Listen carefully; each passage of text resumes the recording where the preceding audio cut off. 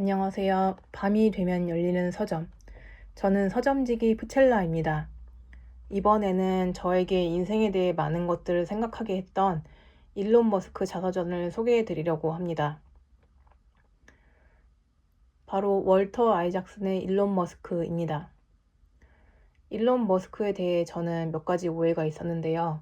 정확하게 말하자면 오해라기보단 그냥 멀리 있는 부자, 미국 부자에 대한 그냥 혼자만의 상상력이라고 해야 할 것 같습니다. 첫 번째 오해로는 워낙 기반이 있는 집안에서 좋은 교육을 받고 엘리트 코스를 밟은 사람이라는 것과, 두 번째로는 관종기 있고 그것을 마케팅, 정치적으로 잘 활용할 줄 아는 사람이라는 것, 세 번째로는 변덕이 심하고 사업적 이득에 따라 자신의 신념을 요리조리 잘 바꾸는 사람이라는 것, 네 번째 오해로는 돈이 정말 많아서 이것저것 호화롭게 사업을 벌려서 성공할 수밖에 없는 사업가라는 점이었는데요. 저의 두 번째 상상력은 어느 정도 맞는 것 같고, 나머지는 일부는 맞고 일부는 틀린 진짜 저 혼자만의 생각이었다는 걸 이 책을 통해 알게 되었습니다. 이 책을 읽은 계기는 한 사람의 자서전이긴 하지만 유명하고 세계적인 사업가인 만큼 이 책은 뭔가 경제적인 지식을 전달해 줄 것이라는 기대를 했습니다. 또 읽을 당시까지만 해도 미국에서 가장 잘 나갈 것 같은 사람이었고, 너무나 성격이 다른 여러 사업체를 꽤 성공적으로 이끌고 있는 혜성처럼 나타난 듯한 일론 머스크라는 사람이 참 궁금했습니다. 제 오해대로라면 엘리트 코스를 밟고 천조국이라는 미국 시민 혜택을 받은 부자 2세의 얘기는 별로 궁금하진 않았지만, 과거부터 현재까지 끊임없는 트위터에서의 수다스러움과 관종기는 이 사람에 대한 호기심을 불러일으켰습니다. 저는 엘리트 코스를 밟은 잘나디디 잘난 사람의 얘기는 애써 궁금해하지 않는 편인데, 그런 사람들의 얘기를 들어봐야 저에겐 해당 사항이 지금은 없고 짜증만 나기 때문입니다. 그리고 그렇게 성공한 사람들의 삶의 방식과 그 사람들의 선택이 다 옳고 나는 다 틀렸다. 그래서 지금 이렇게 다른 인생을 살고 있는 것이다. 이런 결과론적 사고방식을 스스로에게 심어줄 것 같았습니다. 그럼에도 불구하고 이 책을 읽는 건 그래도 일론 머스크가 궁금하다는 생각이 들어서입니다. 다른 사업가들보다 일론 머스크의 소식은 지구 반대편에 살고 있는 그의 사생활이 그닥 궁금하지 않은 저에게까지도 너무 자주 들려왔고, 오히려 그런 소식들이 저에게는 노이즈 마케팅이 되었던 것 같습니다. 내용을 말씀드려보면, 일론 머스크는 1971년 인종차별로 악명 높은 남아프리카에서 태어났습니다. 아빠 에롤 머스크는 교육을 잘 받았다면 꽤 수완 좋은 사업가가 되었을 것 같은 사람이지만 심성이 거칠고 폭력적인 사람이었고, 엄마 메이 홀드먼은 늦은 나이까지 모델로 활동한 꽤 적극적인 여성이었던 것 같습니다. 일론 머스크는 어린 나이에 부모의 이혼을 겪고 떠들썩하고도 남다른 집안 환경과 남아공이라는 독특한 환경 덕분에 감성적인 부분이 거의 성장하지 못한 채 어른이 되었다고 합니다. 이런 성향들로 그는 과학에 관심을 갖게 되었고, 어릴 때부터 우주 식민지를 건설하는 내용의 SF 소설 등을 즐겨 읽었습니다. 그가 재미있게 읽었다던 소설 중 가장 눈에 띄는 작품은 더글러스 애덤스의 은하수를 여행하는 히치하이커를 위한 안내서였는데, 이 책은 두고두고 그에게 많은 영향을 줄 정도로 감명 깊게 읽었던 것 같습니다. 저는 이 책이 대체 무슨 내용인지 예전에 1권의 절반을 읽을 때까지도 파악하기가 어려웠습니다. 읽다가 중단한 몇 권의 책 중 하나인데, 이 자서전을 읽으면서 다시 이 은하수 히치하이커 이거를 읽어봐야 되겠다는 생각이 들었습니다. 이런 잘난 사람들의 자서전에서 흔히 볼 수 있듯이 일론 머스크 또한 감성적으로 문제가 있긴 했지만 유명한 게임 토너먼트에 최연소 나이로 참여하기도 하고 어린 나이에 사촌 아이들과 사업 구상을 하기도 하는 등 떡잎부터 남다른 면모를 보였습니다. 머스크는 청소년기가 되어서 폭력적이고 부정적인 아버지의 그늘을 벗어나고자 미국으로 이민을 결정하게 되고 18번째 생일쯤에 거의 무일푼으로 일단 캐나다에 도착하게 됩니다. 이때 아버지의 사업 덕분에 머스크가 많은 자금을 갖고 안정적으로 자리 잡을 수 있었다는 소문이 있으나 이는 아버지 에롤 머스크가 심은 오해라고 합니다. 저의 첫 번째 오해, 부유한 기반으로 당연하게 엘리트 코스를 밟은 부자 사업가라는 것은 사실이 아니었습니다. 아무튼 일론 머스크는 세상에 이런 오해가 정말 억울했던 것 같습니다. 그 이유는 주로 머스크가 아버지를 거의 쓰레기라고 생각했기 때문인 것 같긴 하지만 만약 흔히 봐왔던 내 성공은 결국 오직 나만의 노력이 100%라고 생각하는 그런 오만함이라면 좀 실망스러울 것 같습니다. 머스크는 1971년에 태어나 다양한 전자기기, 자동차 등의 내부 하드웨어를 아는 게 당연한 시대와 전자기기들이 완전히 봉합되어서 하나의 완전체로 판매되기 때문에 소프트웨어가 중요시되는 시대를 모두 겪었습니다. 감성보단 기기나 과학처럼 확실하고 논리적인 것에 익숙한 그는 기계의 하드웨어적인 부분과 소프트웨어적인 부분에 모두 익숙했고 좋아했습니다. 캐나다에서 미국으로 건너와서 유명 대학을 나오고 박사까지 진학했으나 중퇴해서 사업을 하게 됩니다. 이 부분에 대해 그는 대부분의 박사학위는 무의미하다라고 말했습니다. 저는 어쩌면 학교나 교육은 너무 많은 사람들이 사회에 쏟아져 나오는 걸 컨트롤하는 사회적 장치일 수 있다는 생각을 했는데 머스크도 그런 생각을 한 게 아닐까 싶어서 쓸데없이 반가운 마음이 들었습니다. 어쨌든 그렇게 처음 세운 회사가 집투라는 회사로 간단히 말하면 전화번호부와 지도 소프트웨어를 결합해서 인터넷으로 찾아볼 수 있게 하는 사업이었습니다. 투자도 받았고 꽤 이름 있는 경영진들이 집투 이사회에 합류하면서 사업은 성공적으로 진행됩니다. 머스크는 동생 킴벌 머스크와 사업을 함께 진행하는데 때때로 의견이 맞지 않으면 둘은 사무실에서나 어떤 상황을 가리지 않고 바닥을 구르면서 때리고 물어 뜯으면서 싸웠다고 합니다. 일론은 이걸 그냥 남아공의 문화라고 했는데 실제로 남아공이 그렇게 폭력적이고 위험한 환경이었을까 궁금했습니다. 이후 집투는 4년이 채 지나지 않아서 1999년 컴퓨터에 매각됩니다.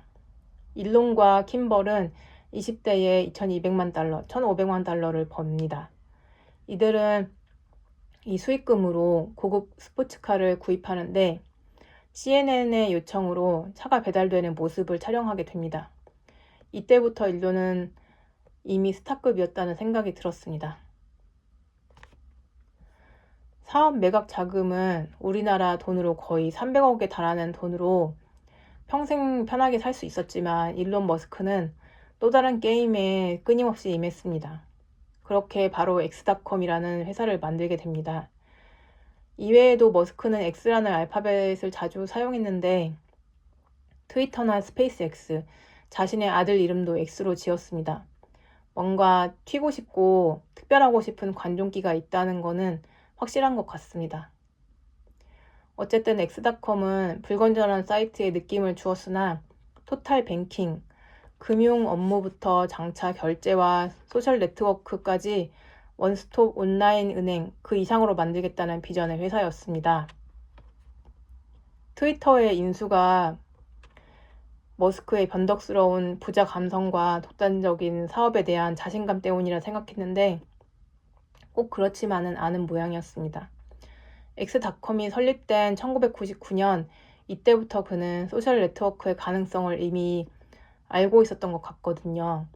그리고 이때 친구를 가입시켜서 사용자의 포상을 주는 바이럴 마케팅 기법을 머스크가 개발했다고 합니다. 이제는 지겹기까지 한 우리가 잘 아는 바로 그 친구 초대 이벤트가 바로 머스크가 개발한 것이었다고 합니다. 머스크의 X닷컴은 페이팔과 합병을 진행하게 되고 머스크의 독단적이고 사람을 질리게 하는 특유의 태도 때문에 결국 쫓겨나게 됩니다. 페이팔을 통해 머스크를 만난 사람들은 그가 때로는 과장과 거짓말을 일삼지만 한편으로는 놀라울 정도로 직관력과 통찰력을 보여서 그를 무시할 수만은 없다고 평가했습니다.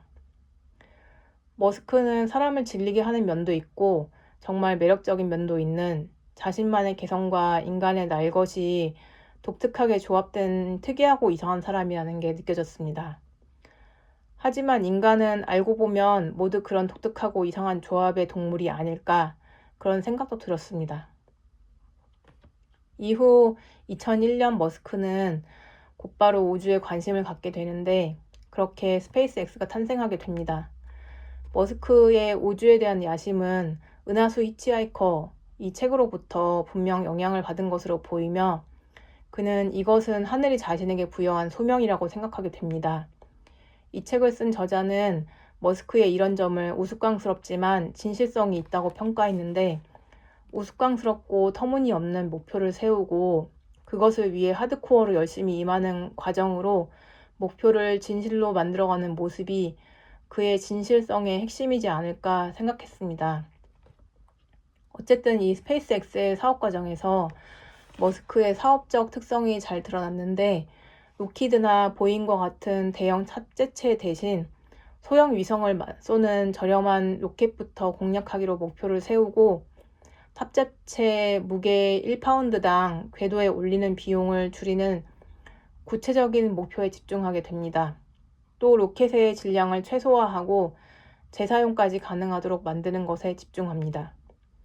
이 책의 저자는 이를 무모한 개념을 마치 완전히 미친 것에서 단지 매우 늦어지는 것으로 바꿔주는 비현실적인 타임라인을 설정하는 전통이라고 표현했습니다. 이는 테슬라 투자에 관심이 있는 투자자라면 충분히 알고 있는 개념일 듯 합니다. 아마 이런 일론 머스크의 스타일을 또 여러 자기 개발서가 써먹지 않았을까 싶습니다. 한국에서 참 좋아하는 개념일 듯 합니다.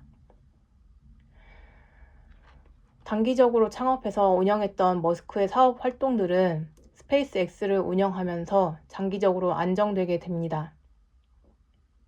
일론 머스크는 뭔가를 향해 숨이 가빠서 터질 듯하게 달려갈 만한 목표가 필요한데 다른 사업에 비해서 머스크의 우주 식민지 개척이라는 목표는 훨씬 더 어렵고 멀리 있기 때문에 머스크의 살아생전에 가능하지 않은 목표가 될 수 있기 때문입니다.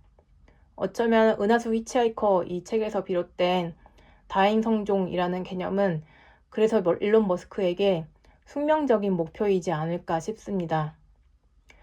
머스크는 본격적으로 우주항공 사업에 박차를 가하며 기존 기업들과 달리 최대한의 부품을 자체 제작하려는 열망을 갖게 되고 몇 년 만에 로켓 구성품의 70%를 자체 제작하게 됩니다. 로켓 부품들은 인간의 생명과 많은 자금이 들어가야 해서 미국의 군, 나사는 수백 가지 요구사항을 충족시켜야 했는데 여기에 대해 머스크는 요구 조건 하나하나마다 문제를 삼으면서 각 조건들을 합리적으로 검토하게 됩니다. 이렇게 머스크가 제시한 사업할 때 어떤 규칙 같은 것들을 이 책에서는 로켓 제조 규칙이라고 표현했습니다. 그 규칙은 첫째, 모든 비용에 의문을 제기하라. 둘째, 광적인 긴박감을 유지하라. 셋째, 실패를 통해 배워라. 넷째, 있는 것으로 즉석 처리하라. 였습니다. 머스크와 함께 일하는 사람들은 그와 함께 일하면서 많은 것을 느끼게 되는 때가 있는데 그 중에 한 일화가 저에게는 인상적이었습니다. 연소실의 균형이 발생해서 이것을 폐기하자는 직원의 의견과 고쳐서 사용하자는 머스크의 의견이 부딪혔습니다. 끝내 최종 결정권자인 머스크의 의견에 따라 이 연소실을 고쳐서 테스트하게 됩니다. 이날 머스크는 파티에 참석할 예정으로 값비싸고 멋진 부츠를 신고 왔지만 이 연소실을 고치는 작업, 에폭시 접착제를 균열의 스미계에서 도포하는 작업, 이 작업으로 파티에도 가지 못하고 부츠도 엉망이 되며 밤새 작업을 하게 됩니다. 머스크의 시도는 실패했으나 다른 엔지니어들은 머스크처럼 두려움 없이 새로운 해결책을 시도해 볼 수 있다는 생각으로 고무되었다고 합니다. 그리고 로켓 제조 규칙에 한 가지 패턴이 더 추가됩니다. 5번째, 새로운 아이디어를 시도하고 기꺼이 날려버려라. 이렇게 새로운 아이디어를 시도해 볼 수 있다는 건 어쩌면 일하면서 느낄 수 있는 가장 큰 기쁨이지 않나 생각했습니다. 안정적이고 안전하고 워라밸 좋고 돈을 많이 줄 수 있는 회사라면, 그런 회사가 아니라면 어쩌면 이런 실험 정신을 충족시켜주면 몇몇 직원들은 만족하고 충성하게 되지 않을까 싶었습니다. 하지만 이런 게 가능한 것도 어쩌면 일론 머스크니까 통했던 것이지 않을까 합니다. 그리고 드디어 테슬라가 2003년에 법인이 설립되었는데요.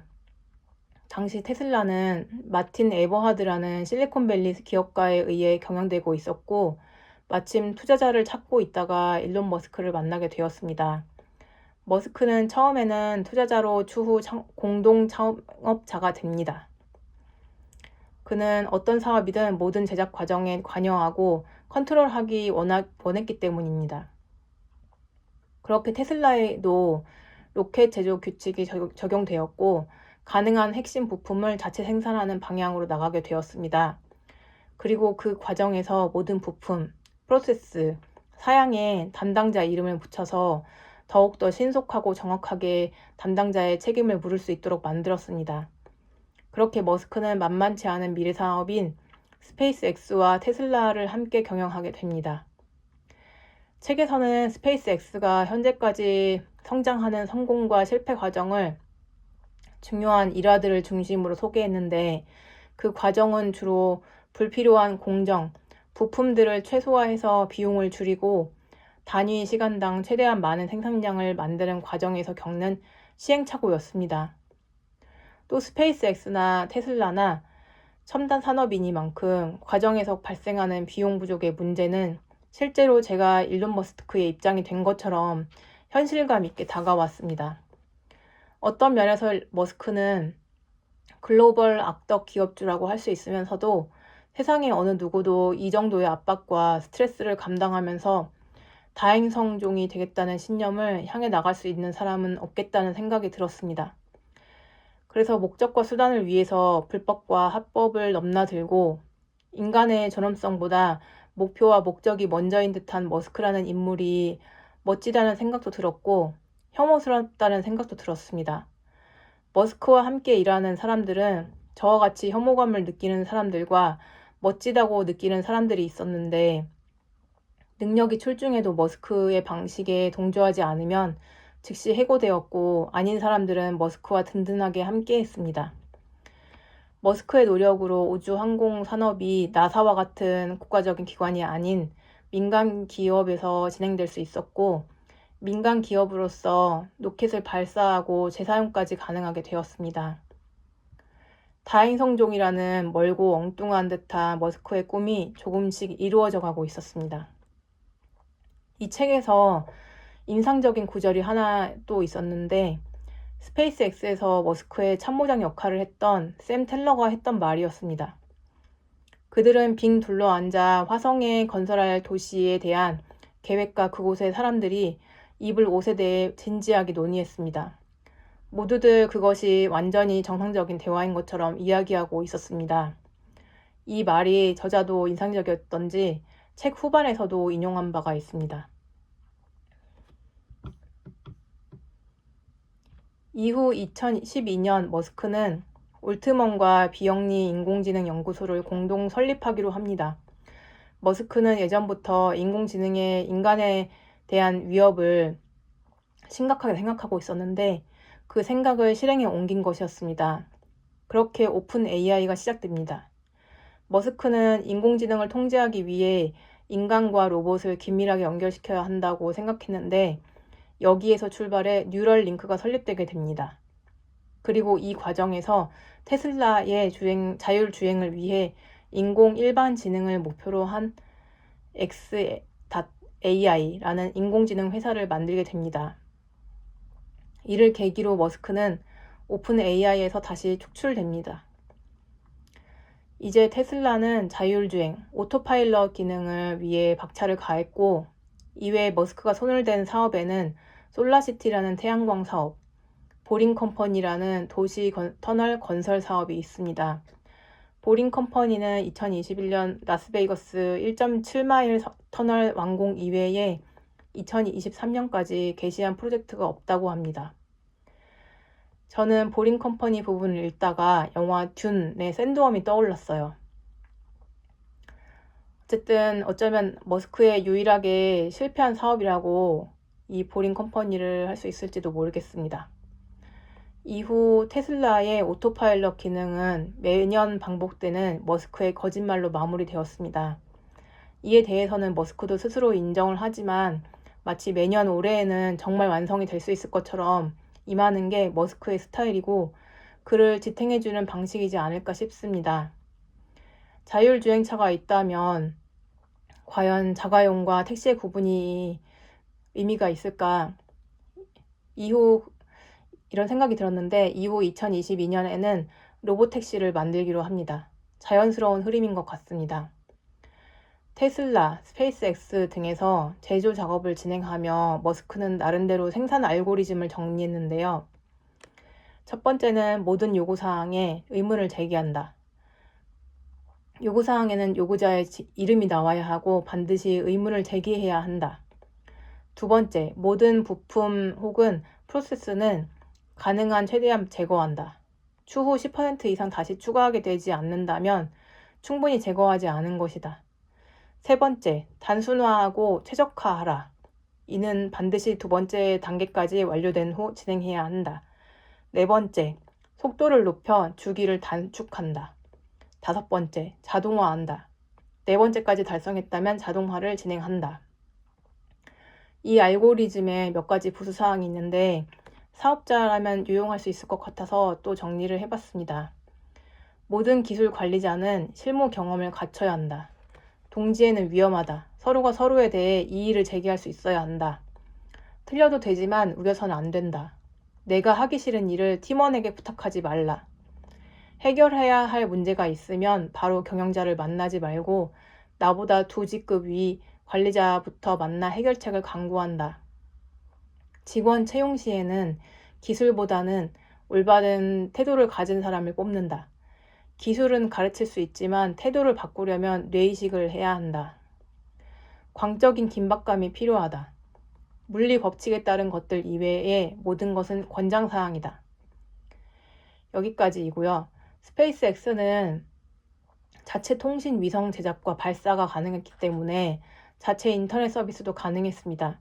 이렇게 2015년 스페이스X의 새로운 사업부로서 스타링크를 신설합니다. 그리고 움직이는 전기 자동차가 가능하므로 달리 달린 로봇도 만들 수 있다는 머스크의 생각과 함께 2021년 그의 또 다른 사업, 옵티머스가 탄생합니다.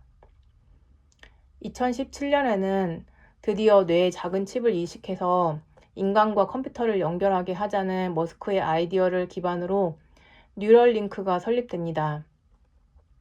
뉴럴링크는 여러 가지 동물을 대상으로 실험을 했는데 이 책에서는 그런 부분들이 자세히 언급되지 않았으나 뇌에 칩을 이식하는 사업 내용이니만큼 꽤 잔인한 부분들이 있었을 것이라고 생각했습니다.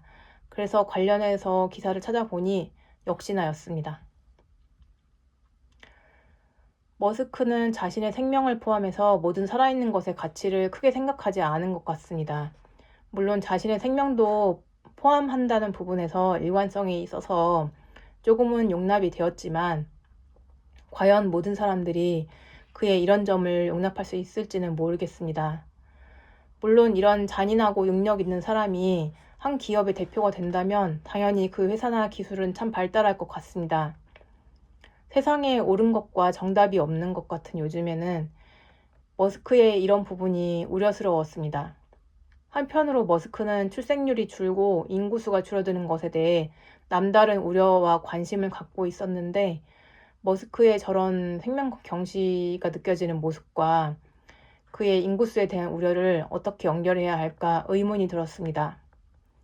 기술 발전과 산업에 의해 희생되어도 그 자리를 금세 메울 만큼 인간들이 많이 있어야 한다. 이런 의미일까요? 그건 아니겠죠.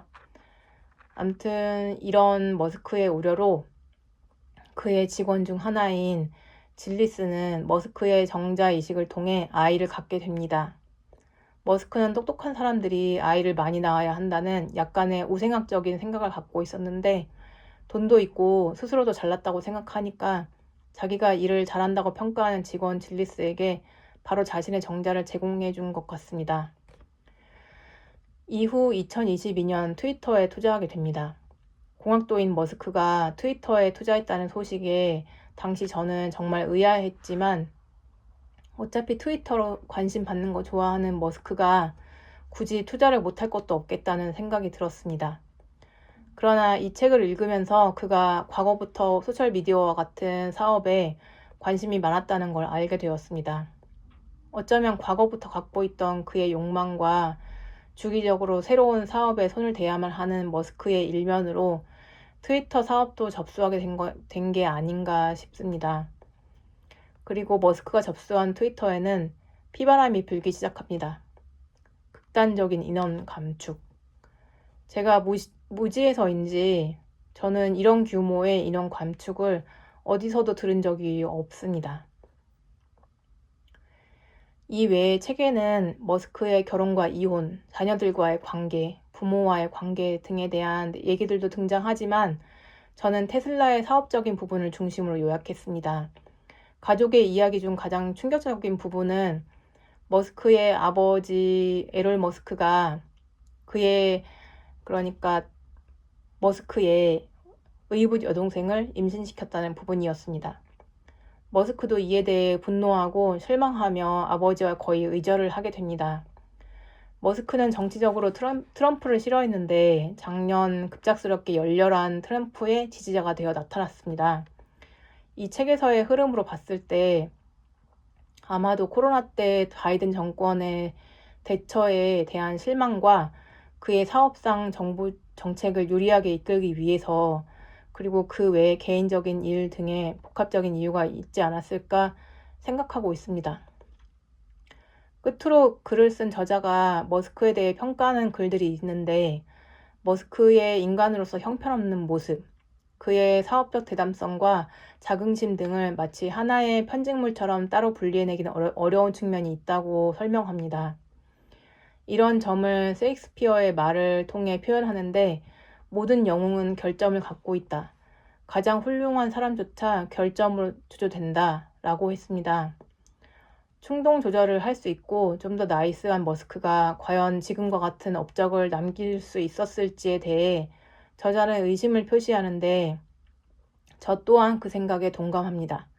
하지만 그의 사업적인 업적과 이뤄낸 성과들로 과연 그를 영웅이라고까지 표현을 할 수 있을지는 모르겠습니다.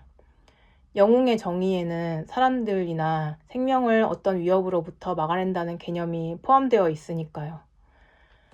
또 이 책에서는 머스크의 사업에 대해 그로 인해 희생된 사람들과 생명에 대한 얘기는 거의 다뤄지지 않은 것 같습니다. 대강만 읽어봐도 과로사나 여러 가지 산업재해, 테슬라 차량이나 로켓의 사고로 인해 희생된 사람들과 다친 사람들이 많을 것 같은데 열정이라는 이름으로 어마어마한 강도의 업무를 강요하는 것이 미국과 같은 선진국에서 과연 가능한 일인가 싶어서 미국의 노동자 보호법에 대해 찾아봤습니다. 미국은 주 40시간 근무를 원칙으로 그 이상을 초과하면 무조건 1.5배의 근무수당을 주게 되어 있다고 합니다. 그러니 결론적으로 머스크가 초과 근무수당에 대해서 1.5배만 지불했다면 관련한 법적 이슈는 없다고 할 수 있다고 합니다. 이런 내용들을 빠뜨렸기 때문인지 사전에 머스크와 저자 사이에 어떤 정도의 협의가 되어 있었던지 머스크는 저자가 2년간 따라다니는 걸 허락했고 책 출간 전에 원고를 보여달라거나 관련 자료를 숨기거나 하는 꽤 불리한 내용인데도 불구하고 그런 일이 없었다고 합니다. 이에 대해 저자는 감사의 말을 전하고 있습니다. 제 개인적으로는 머스크가 관종기가 있어서 가능했다고 생각합니다. 저의 느낀 점은 저는 잘나고 부유한 엘리트의 잘나가는 인생 이야기는 싫어하는데 개천에서 용이 나는 스토리는 정말 좋아합니다. 그렇다고 일론 머스크의 이야기가 개천에서 나는 용 얘기는 아니라고 생각합니다. 그의 어린 시절은 부정적이고 폭력적인 아버지에 의해서 일그러지고 감성적으로도 결핍이 있긴 하지만 그래도 먹고 살만한 한 집안에다가 여러 사촌들과 어린 시절부터 충분히 상호작용을 통해 어느 정도의 사회성은 기를 수 있는 상황이었다고 생각합니다. 물론 남아공에서의 약육강식과 같은 폭력적인 상황은 힘들었겠으나 미국 이민이나 차선책으로 캐나다 이민 등 충분히 다른 방안을 생각해 볼 여지가 있는 선택지가 있는 상황이었다는 것은 어쨌든 개천을 벗어날 방법이 어린 나이에 있었다는 점에서 참 부러운 부분이었습니다. 하지만 이런 부분이 일론 머스크가 지금과 같은 글로벌 기업을 이끌기까지 업적에 빛을 발하게 하는 요소는 절대로 아니라고 생각합니다. 다만 영어권 백인들에게는 기본적인 마중물이 다르구나 이런 생각이 들었습니다. 그에 비해 아시아나 특히 한국은 절대로 벗어나기 어려운 어떤 캡슐이나 겹겹이 쌓인 막들이 개인의 삶을 다양하게 막고 방해한다는 생각이 들었습니다. 일론 머스크의 실험 정신으로 엔지니어들이 고무되었던 일화는 잘 모르는 제가 느끼기에도 뭔가 두근거림과 설렘 같은 게 느껴졌습니다. 회사에서 어떤 아이디어를 실험하고 시도해 볼 수 있는 곳이 과연 있을까? 시간, 여러 가지 시도, 이런 것들은 회사에는 곧 비용을 의미합니다. 회사 생활을 하다 보면 비용과 시간, 인력 등의 최소화를 위해 경영자가 아닌 직원들도 그 안에서 노이로제 같은 걸 느끼게 됩니다. 말도 안 되는 일정과 윽박지르고 닥달하는 일론 머스크와 같은 경영자를 견딜 수 있었던 건 어쩌면 그 실험 정신 하나 때문이었을지도 모르겠다는 생각이 들었습니다. 머스크의 스토리를 보면 야망이라는 것에 대해 계속 생각하게 됩니다. 머스크는 애초에 다행성종이 되겠다는 목표로 사업을 시작했고 실제로 그 과정을 밟고 있습니다. 과거 한국은 야망이라는 이름으로 많은 사람들이 짓밟혔습니다. 그리고 그 시대에는 그땐 다 그랬다. 혹은 그런 일이 아니었으면 지금과 같은 발전이 한국에는 없었다. 라는 식의 평가가 내려졌습니다. 워라밸이 중요한 문화가 되면서 점점 그런 거친 야망은 구시대적이고 촌스러운 게 되었지만 여전히 야망이라는 건 뭔가 대단한 사람이 갖는 멋진 것이라는 생각을 하게 됩니다. 사람에 따라서 야망은 큰 사람이 있고 작은 사람이 있는데 우리는 모두 교육을 통해 야망을 키우도록 자라나는 것 같습니다.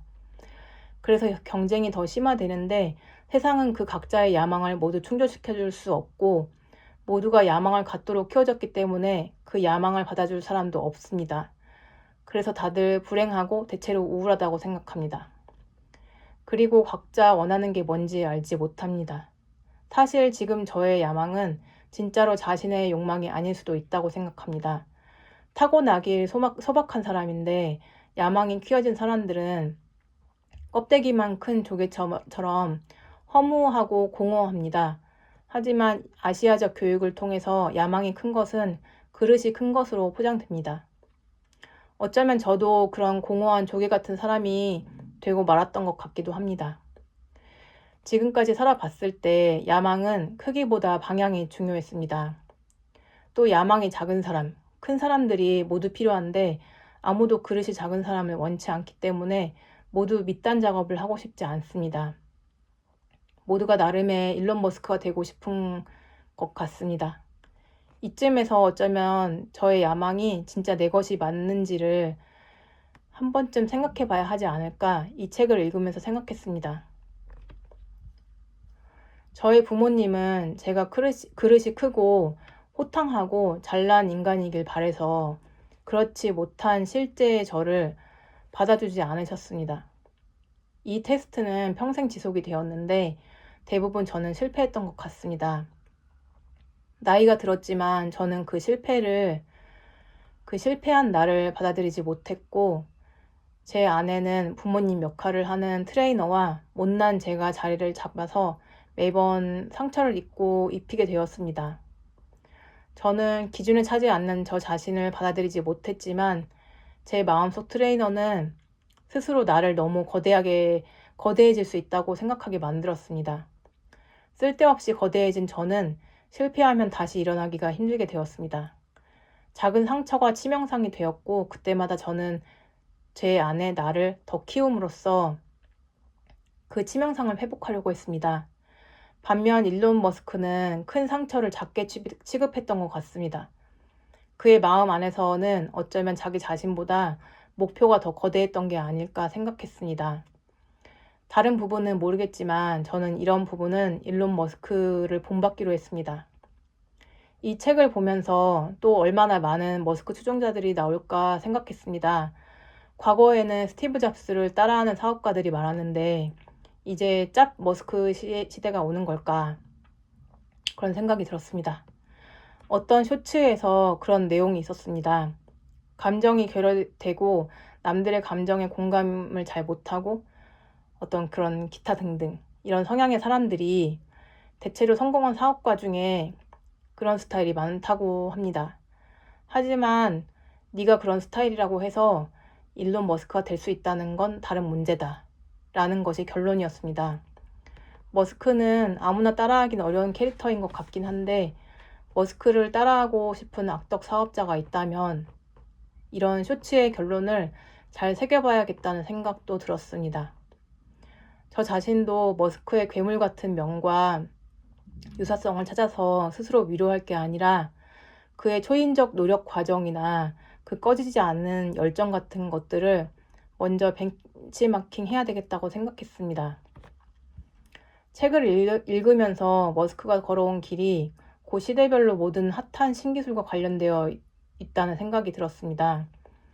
오픈 AI까지 관련됐을 줄은 생각을 못했는데 한 인간이 그렇게 핫하면서 다양한 산업을 모두 그것도 경영자로서 겪어봤다는 건 기본적으로 그의 능력과 추진력과 신념, 이 추진 신념 같은 이런 것과 약간의 관종기 덕분이지 않을까라는 생각을 했습니다. 사람은 다양하고 각자의 목표가 있습니다.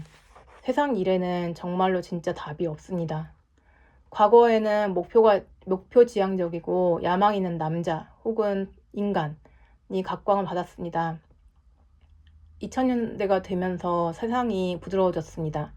가정과 환경, 함께의 가치와 복지가 중요하고 나라는 가치가 중요해지면서 욜로가 유행하고 그 극단으로 핵 개인화 시대가 지금은 되었는데 세상은 다시 이전의 야망의 시대로 가려는 움직임이 보이는 것 같습니다. 생각해보면 20세기, 21세기에도 일론 머스크나 트럼프 같은 사람이 있었습니다. 그들은 자기 인생을 살았고 지금껏 살아남았습니다. 우리는 그들처럼 성공하려고 일론 머스크, 스티브 잡스를 연구하고 본받으려 하는데 그들이 성공한 방법이 곧 나에게도 효과가 있을지는 알 수 없고 그런 삶이 정답도 아니라고 생각합니다. 독불 장군의 미친 사람 같아도 주변 사람들이 모두 싫어해도 일론 머스크나 트럼프처럼 생긴 대로 살아가는 게 가장 자연스러운 게 아닐까 싶은 생각도 들었습니다. 나는 완벽하지 않지만 틀리지도 않았다. 그냥 존재하면 되는 거였다고 저는 생각했습니다. 일론 머스크의 선택들이 모두 옳았거나 탁월한 천재적 성경 지명이 있었다고 할 수는 없습니다. 그러나 그는 자신의 선명한 목적을 위해 제대로 뛰어본 사람이라는 건 맞는 것 같습니다. 다행성인이 되고 전기차를 만드는 게 인류 모두의 목표가 되어야 할까 이런 생각도 들었고요. 머스크는 자신의 개인적인 이런 목표를 위해 자금을 끌어다 쓰고 본인의 사업에 유리하게 정책을 조절하고 인력을 무자비하게 사용하고 이런 것들을 해도 되는 걸까? 모든 일에 정답이 없듯이 당위성도 없는 게 아닐까 싶었습니다. 머신러닝을 위해서는 학습을 위한 목표 설정이 중요한데 머스크는 이를 사람의 개입 없이 주행한 거리로 설정합니다. 머신러닝뿐만 아니라 사람에게도 적절한 목표 설정이 필요한데 이런 부분에서 머스크는 뛰어난 사람이 분명하다는 생각이 들었습니다. 모든 일에는 정답이나 당위성 같은 게 없으니 내가 갖고 태어난 욕망에 맞춰 인생의 목표를 잘 설정하고 그걸 향해 열정적으로 나아가는 게 어쩌면 가장 자연스러운 삶이지 않을까. 그런 면에서 일론 머스크는 이 세상에서 가장 자연스러운 사람이라는 생각을 했습니다. 나머지 내용들 궁금하시면 책 직접 읽어보시거나 제 블로그 다시 참조해 주셔도 좋겠습니다. 그럼 밤이 되면 열리는 서점 방문해 주셔서 감사합니다. 다들 좋은 꿈 꾸세요.